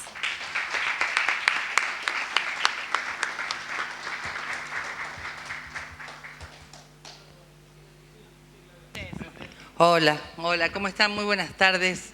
La verdad que agradezco mucho a las organizadoras y organizadores que hayan elegido la formación como tema central. La primera aclaración o la primera idea que se me ocurre que tiene que estar detrás de esta elección es el saber que las luchas populares de América Latina, las militancias americanas y argentinas siempre se formaron, aún en la clandestinidad, aún en los momentos más violentos, más cruentos de la clandestinidad, aún en el exilio buscaron formarse. Lo digo porque hay ahí dando vueltas una hipótesis no dicha del todo de que, bueno, no hay tiempo para formarse. Porque estamos en lucha, porque toda la vida es un quilombo, porque no tenemos un mango, porque los compañeros están angustiados. No, por eso hay que formarse. Digo, primero, la formación es constitutiva de la militancia. Lo primero que vamos a decir, no es lo que se hace cuando son tiempos estables. Se hace aún en la clandestinidad, aún en el exilio, aún en la derrota. Primera aclaración. La segunda aclaración, y tiene mucho que ver con lo que dijo nuestra compañera mexicana, es que el Estado liberal ya pensó una formación. Por lo tanto, si la formación política es siempre necesaria, imagínense cuán necesaria es cuando el aparato formador del Estado liberal está diciendo lo contrario de nosotros, aún a pesar de ser sistemas educativos que a veces gobernamos. Tardamos años en cambiar los programas, años en cambiar la bibliografía, y sin embargo Sarmiento está ahí. La República liberal en los derechos y conservadora en las costumbres está ahí, en cada cosa que se enseña en el sistema educativo formal.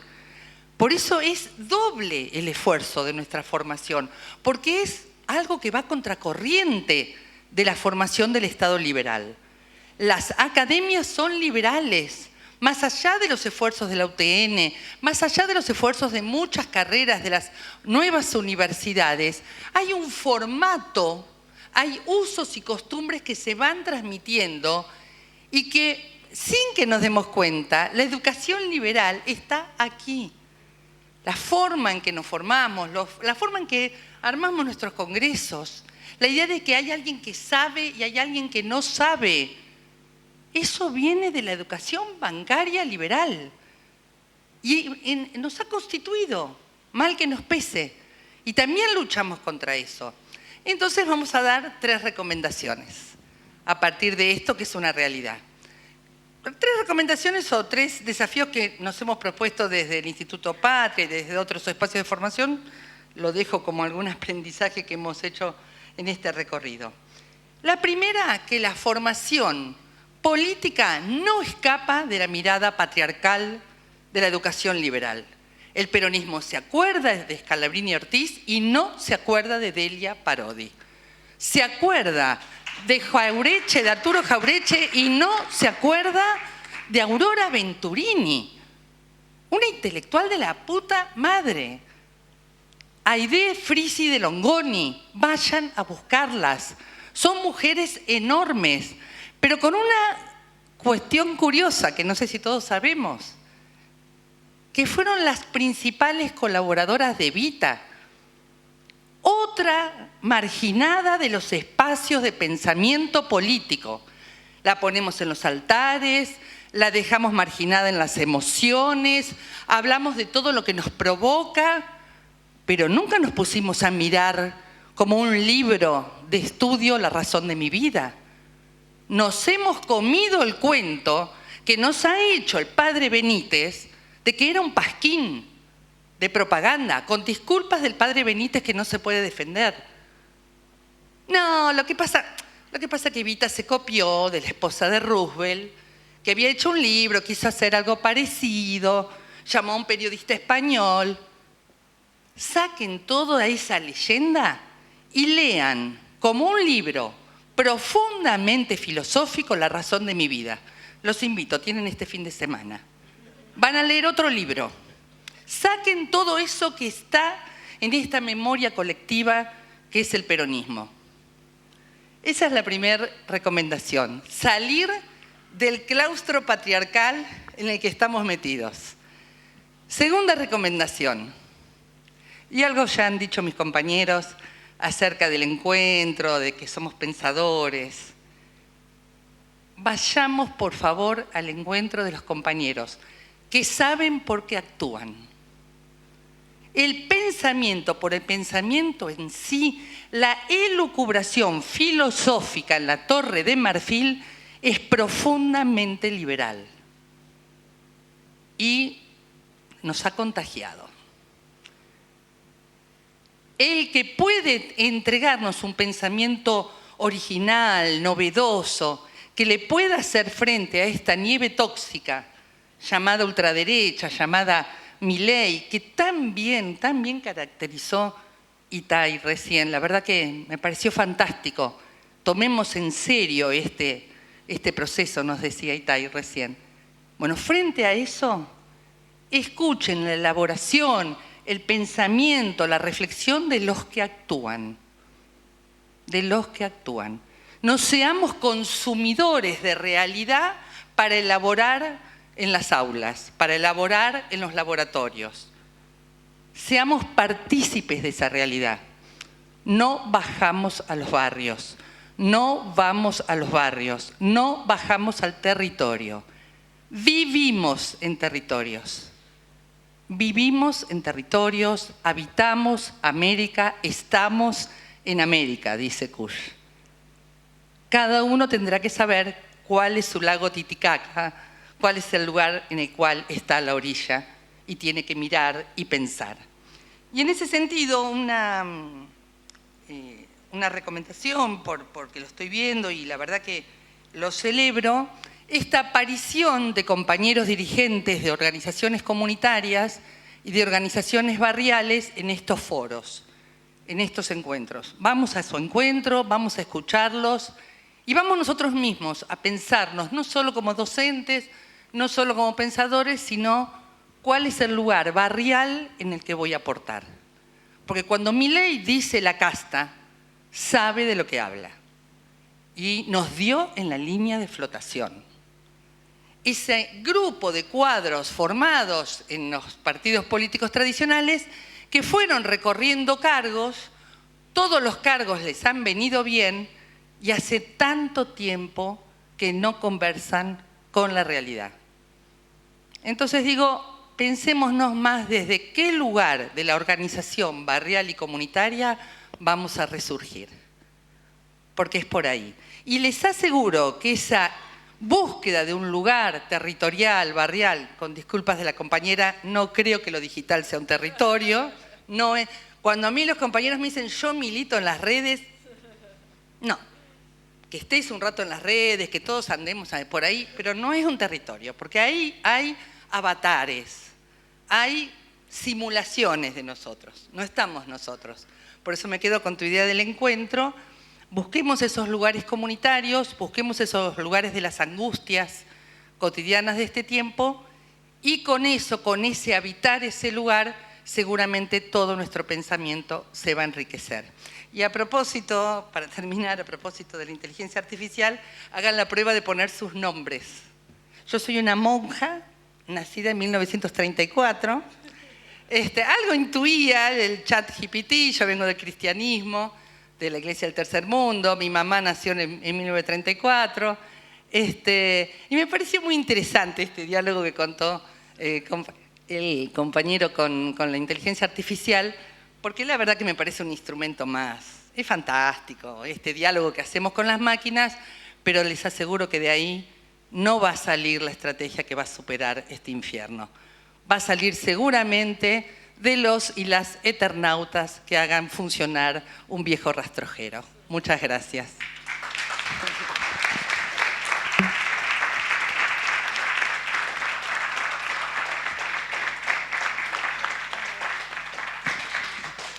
Bueno, muchas gracias, Itaí, Mara, Claudia.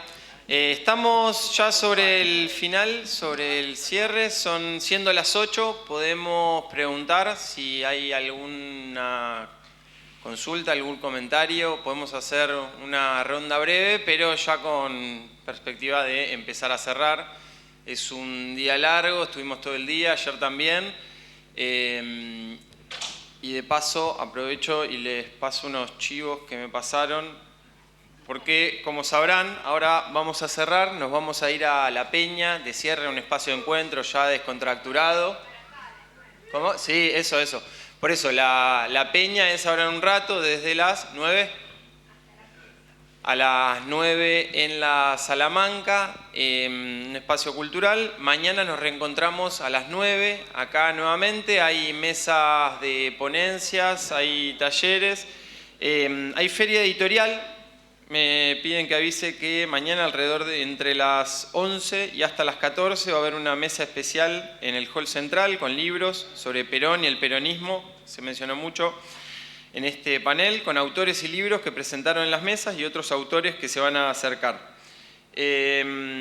Bueno, pero antes, sí, dale.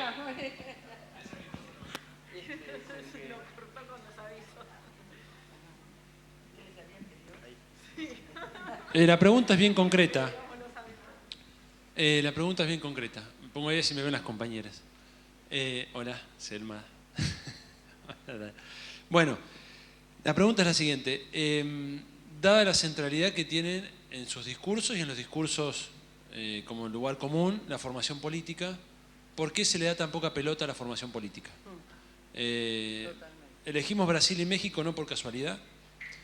Tanto Brasil y México representan modelos para nosotros en cuanto a que han incorporado la formación política en sus matrices organizativas, ¿no? Tanto México, con el Instituto de Formación Política que tienen, que es formidable, y en el MST, a quien pude conocer desde adentro, fui estudiante junto a Selma de los cursos de la Florestan Fernández, y realmente la formación política está en el ADN del MST. Y cuando uno ve el crecimiento de esos proyectos políticos, no solo del MST, sino el proyecto político del PT en Brasil y el proyecto político del Morena, uno lo asocia a esa formación política. Y uno ve en Argentina un deterioro ideológico cada vez mayor de nuestro campo. Entonces, todos estamos de acuerdo en que la formación política es bárbara, pero salimos puerta para afuera y nadie le da pelota a la formación política. Los militantes que hacemos formación estamos en 800 cosas, se desarman las áreas de formación, no se prioriza. ¿Qué pasa? ¿Qué obstáculo invisible hay ahí que no logramos superar ese tema? ¿Bien? Y quizás las preguntas a las compañeras, si quieren responder, es cómo han hecho ellas para jerarquizar de ese modo la formación política en sus construcciones, ¿no? Una pregunta inversa. Repetísela porque me parece que... Bueno, ya saben. Tomemos 1 minuto, 2 nada más cada uno, ¿te parece? Perdón que te tome la moderación. Bueno, la formación política también está en el ADN del campo nacional y popular y del peronismo, también está en el ADN, pero algo lo dije en lo que hablé, lo vuelvo a repetir, no estamos tomando los formatos, las modalidades de la educación popular. Hay una reivindicación de la compañera de Brasil, también de la compañera mexicana de Freire, y nosotros no reivindicamos a nuestros freires, a todos los compañeros y compañeras que hacen educación por grupo de pares. La educación horizontal, no estamos tomando ese estilo y por lo tanto no es atractiva la formación política bancaria, que además no te acredita. Si yo me voy a pasar horas sentada escuchando a alguien, voy a la universidad que por lo menos me da un título. Entonces yo le pongo mucho problema al poco atractivo de la educación bancaria que ha quedado como costumbre de otra época. Digo que tenemos que apostar más a la educación popular y a nuestros freires. Los 3 puntos que yo planteé tienen que ver porque es una pregunta que acá con los compañeros nos hacemos siempre y tiene que ver con eso, pero coincido plenamente que hay una cuestión metodológica que es central, que se traduce también en una cuestión de lógica de construcción política, como que también van de la mano el proceso metodológico de formación con la cuestión de cómo se construye políticamente. No me parece que sea casualidad que la educación bancaria nos esté costando tanto salir de ese espacio.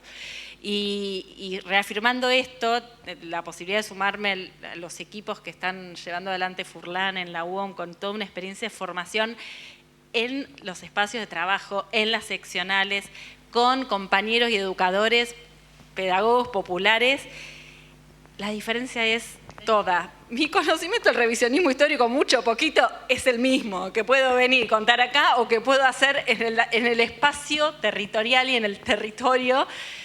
Y la gran diferencia es que ese compañero o compañera que hace todo ese proceso lo hace en situación de transformación constante. Sí. Perdón, ya que ella comentó lo de la UOM, la Escuela de Educación Popular del Movimiento Nacional de los Chicos del Pueblo, cuyo gran referente fue Alberto Morlachetti, y que hoy se sigue dando esa Escuela de Educación Popular todos los años, gracias a la UNAG que la certifica y la reconoce, es otro ejemplo de educación por grupo de pares y no educación bancaria. Y hay mucha experiencia en Argentina, pero no se conoce. No tengo una respuesta. Voy a pensar así en voz alta, a riesgo de decir algo que para complementar, pero me da la impresión de que hay una cuestión de época, por lo menos pensando en una generación más joven, que tiene que ver con la formación, que me parece que no le terminamos de encontrar la vuelta. En épocas anteriores creo que había en la formación un valor en sí mismo, incluso hasta diría en el sentido bancario, ser culto era un valor en sí mismo, ¿no? La lectura, etc. Yo creo que hoy es muy difícil si no le encontramos la forma de convencer, de persuadir a la militancia, ¿cuál es la utilidad práctica de formarse? O sea, ¿para qué sirve formarse? No como un valor en sí mismo, para saber, para tener más herramientas. ¿Cuál es el sentido práctico, ¿no? Me parece que hoy la formación en general, yo sé que esto puede sonar feo para muchos, pero para por lo menos las generaciones que vienen, tiene un sentido más práctico. ¿Para qué me sirve esto? Y bueno, a lo mejor no tenemos que pensar cómo hacemos para que se vea esa utilidad, ¿no? Para un militante formarse, ¿no? Que como valor en sí mismo, para decir, che, no, me leí las horas completas no sé quién, parece que eso no corre más como un valor, ¿no? Y creo que tenemos que hacer un esfuerzo. Nosotros, por lo menos, en nuestra pequeña experiencia reciente, acá está justo Ulises, que es el responsable de formación nuestra, que nos cuesta mucho, pero logramos construir un área de formación. Tratamos de orientar las formaciones a cosas lo más concretas posibles, ¿no? O sea, ya no es como en otra época, era taller de formación en el pensamiento de no sé quién, ¿no? Y era tipo, vamos a leer las obras, ¿qué es mi ley? La formación es, ¿qué es mi ley? O sea, algo que me sirva para la discusión hoy, no para leer los 3 tomos del Capital, y no digo porque no haya que hacerlo, digo, pero parece que hay algo ahí de cómo logramos que la formación se vea como algo útil para el combate cotidiano, que tenemos que pensar más por ahí. Pero no lo sé, es un pensamiento en voz alta, así, frente a la pregunta. Puede ser. Dania, Selma, se hacía la pregunta. Selma, recién nos pedías que te repitiéramos la pregunta.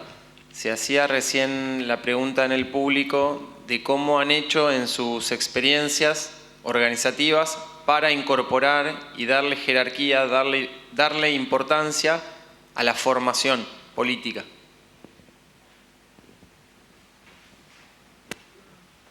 Como temos dado importância à formação política? Claro. A formação política tem sido um desafio quando consideramos um contexto mais geral. Dado que nos governos populares, apesar de uma grande conquista por parte dos governos progressistas, de Lula, Dilma, na primeira gestão, segunda, terceira e agora, né?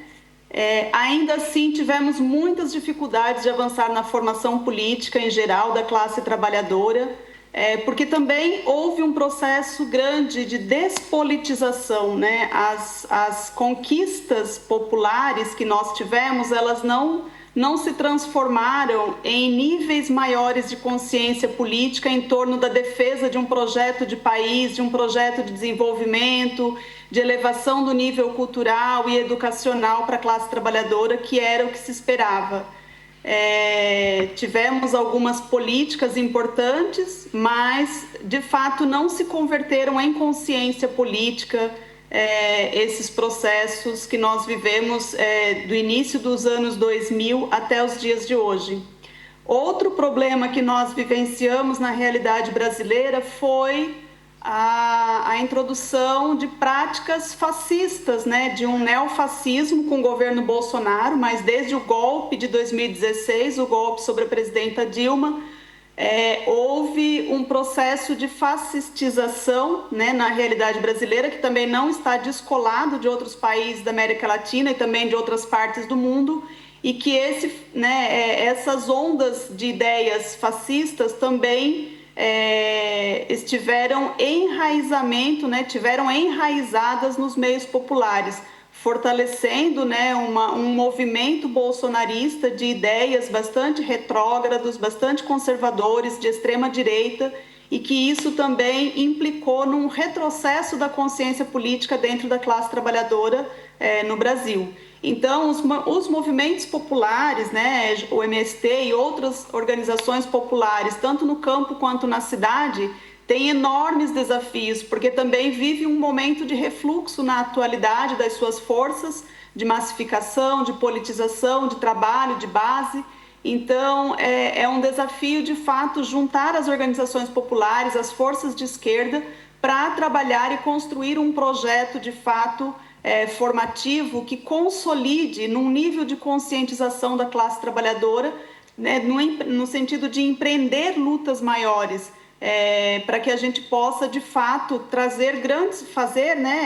forjar grandes transformações na sociedade brasileira, na realidade brasileira, com grandes conquistas para a classe trabalhadora, não só essas conquistas emergenciais, essas políticas compensatórias, mas como que o desafio de romper com o sentido comum, com o senso comum, né, aquilo que Paulo Freire dizia, né, de desnaturalizar o senso comum, trabalhar de fato no aspecto de uma consciência política mais ampla e profunda, e empreender lutas que de fato modifiquem o cenário que nós estamos vivendo hoje.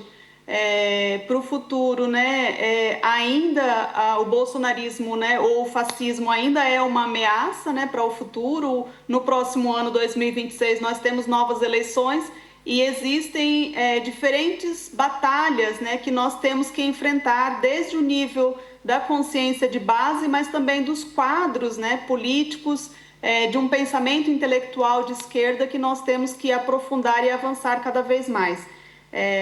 Temos feito um trabalho, de fato, bastante importante dentro do Movimento Sem Terra e em conjunto com outras organizações, mas ainda não tem sido suficiente para levar a cabo os desafios das mudanças maiores que nós temos que realizar no nosso país e que possa ajudar a fortalecer também outras experiências que estão em curso na América Latina. Gracias, Selma. Dania. Sí, a mí me parece muy importante esta pregunta porque es casi la que todos los días me hago, ¿no? Porque justo algo que decía Mara me parece bien importante es reconocer que el neoliberalismo también está en nuestras organizaciones, ¿no? Eso que menciona es importante porque a veces en nuestros espacios pues pareciera ser que estas prácticas neoliberales individualistas se quedan afuera cuando entramos a una organización, ¿no? O al edificio de la Escuela de Formación Política, y no necesariamente es así. Creo que pues, el proyecto político del neoliberalismo no solamente pues, fue económico, sino también fue cultural. Y en este sentido, pues el proceso de criticar desde lo individual ciertas prácticas ha sido difícil. Y creo que esto va acompañado no solamente desde una posición, digamos, individual, sino que lo individual nutre a lo colectivo, y por lo tanto, en estos espacios muchas veces nos falta ciertas discusiones o llegar a acuerdos colectivos. Hay un folletito que yo utilizo muchísimo como primera sesión para estos espacios, que es El arte de ponernos de acuerdo, no sé si ustedes lo conozcan, que es de Felipe García, y es digamos, el ABC de la organización, ¿no? Para ponernos de acuerdo. Entonces, frente a los procesos de coyuntura, que a veces se requiere nuestra participación inmediata, por ejemplo, ahorita que es la reforma al Poder Judicial, u otros procesos que hemos tenido, procesos electorales desde que llega Andrés Manuel a la presidencia en el 2018, hemos estado de coyuntura sobre coyuntura y digamos que son pocos, esto creo que también está relacionado a factores estructurales económicos, somos pocos las personas que tenemos la posibilidad dentro del partido a atender estas actividades de formación política. Va de avanzada el instituto, pero dentro de el propio partido, esto lo digo de manera crítica, se ha estado trabajando a veces sobre la coyuntura, y la formación política o la discusión respecto al plan de acción que hay que implementar muchas veces se deja en un segundo momento porque ya hay un plan de acción, ¿no? Que se baja a nivel nacional, y entonces eso retrasa ciertos procesos en donde nos formamos políticamente, ¿no? Ya decía, por ejemplo, Rosa Luxemburgo, pues nos formamos en los movimientos, pero también nos formamos en las discusiones. Y muchas veces ese tipo de espacios en donde nos enseñan o aprendemos a dar, ¿no? Estos debates, pues se quedan en un segundo momento, como bien lo decía el compañero, e intentamos pues mantener la disciplina. Yo creo que una de las cosas que también hay que mencionar es la responsabilidad de las y los candidatos, no solamente por las gobernaturas o a nivel nacional, que lo está haciendo bastante bien nuestra presidenta. Sin embargo, no solamente se trata de llegar por un partido político, sino que haya una concepción antipatriarcal, antineoliberal, ¿no?, de este proyecto que es la Cuarta Transformación, y desde ahí que las personas que representan un programa de partido sean congruentes con ese programa. Sin embargo, esto que ya les comentaba, ¿no?, hay una cultura política priista que es la que nos hemos puesto el objetivo de acabar, que va a ser muy difícil porque se construyó a lo largo de décadas después de la Revolución Mexicana, ¿no? Incluso Lázaro Cárdenas lo que realiza es sí una organización, o promueve una organización política colectiva y democrática, pero se va deteriorando, ¿no? Y por eso surgen estos movimientos clandestinos o organizaciones clandestinas. Entonces, todo este pasado que venimos cargando no es tan sencillo de olvidar desde las organizaciones, pero también desde el pueblo o desde la base, ¿no?, con nuestros vecinos, en nuestros barrios, en donde a veces cuando salimos, ¿no?, a convocarles a talleres o hacer trabajo de información o de difusión o incluso de agitación o un mitin político, módulos informativos, ¿no?, las personas a veces se muestran reticentes a pararse, ¿no?, enfrente de nosotros, porque todo lo que suena política a veces es malo, es negativo, porque hay un pasado, ¿no? Hubo representantes políticos que se dedicaron a eso, hubo un proyecto neoliberal que se dedicó a eso, a desactivar también la organización política en sindicatos de los trabajadores. Entonces, pues es eso, a veces estamos sobre las coyunturas, que hay que aprovecharlas necesariamente porque se nos presentan como una ventana de posibilidad para seguir agitando. Sin embargo, eso, sostenerlo a la par de procesos formativos sistemáticos, constantes, también nos representa a veces un problema, ¿no? Desde acá en México, supongo, no sé, no quiero dar por hecho, pero probablemente en otras organizaciones, ¿no?, en organizaciones pequeñas o grandes, las coyunturas son momentos para crecer, para agitar, pero el problema es cómo mantienes constante esos procesos de formación, atendiendo también a una coyuntura a nivel nacional en donde hay algunos cuadros formados políticamente que se pasan a las instituciones jurídicas ya dentro del plano del Estado, y a veces dentro de esos territorios o digamos dentro de esos mapas, esos laberintos, es difícil operar, ¿no? Ya lo decía, por ejemplo, el compañero García Linera, no es tan sencillo que sobre ciertas estructuras marcadas por el Estado o construidas por personas que ya ganaron las batallas anteriormente, pues se pueda girar totalmente hacia la izquierda, ¿no? Y es ahí el reto al que se enfrentan muchos de los compañeros que fueron militantes del partido, que promovieron procesos democráticos, pero que ahora están en otros espacios que a veces los limitan, ¿no?, frente a las posibilidades que ellos pudieran tener de democratizar esos espacios. Entonces, pues es eso, o sea, los obstáculos, me parece muy atinado esto, señalarlo como obstáculos invisibles, que no los tocamos, pero que los pensamos, estar viendo la forma en cómo solucionarlos, ¿no? Entonces, nosotros hemos intentado avanzar sobre la coyuntura, pero al mismo tiempo mantener estos procesos paralelos. Les invitaría a que revisen el sitio del Instituto de Formación Política, en donde, muy limitado también, a través de lo virtual se dan ciertos cursos, y en lo territorial todavía hace falta construir muchísimo más, ¿no? Sobre todo a nivel municipal, en donde pues las relaciones que se deberían de hacer o de tejer son pues con representantes populares a nivel municipal, presidentes municipales, regidores. Sin embargo, a veces ahí también todavía surgen estas pequeñas personas del pasado con las que debemos de construir. Entonces, pues nada más agregaría eso, y pues muchísimas gracias. Bueno, muchas gracias. Con esto damos cierre a este panel de cierre. Muchas gracias, Dania, Selma, por acompañarnos desde sus lugares, por darse este tiempo para estar acompañando este congreso. Les agradecemos mucho. Gracias a todos, a todas por acompañarnos. Agradeço. Muchas gracias. Un aviso para aquí los presentes. Nos vemos ahora en un rato en La Peña para comer, tomar algo, tener un momento de encuentro, escuchar música en vivo.